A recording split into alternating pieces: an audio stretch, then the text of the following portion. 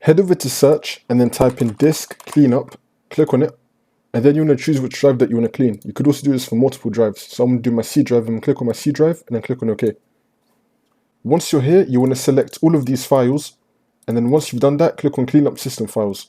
And then this will pop up, choose the same drive again, which is my C drive. Once that's done, you want to select all of the files again, and then you want to click on OK. And then you can delete the files. Head over to search and then type in run, click on it, and then type in %temp%. Once you're on it, you want to clear all of these temporary files, so click on Ctrl A on your keyboard and click on delete. And then if you get this, just tick this and click on skip. Then you want to head over to search again, type in run, click on it, and then type in prefetch. If you have this, just click on continue. And then you want to delete all of this, so just do the same thing, Ctrl A on your keyboard, delete. And then you can skip all of these.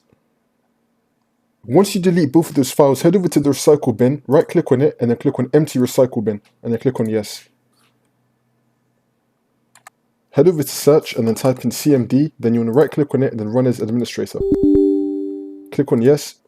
Once you're on it, type in ipconfig space /flush DNS and then click on enter. Once you get this message, you want to restart your computer. Make sure you click on restart, don't shut down, click on restart.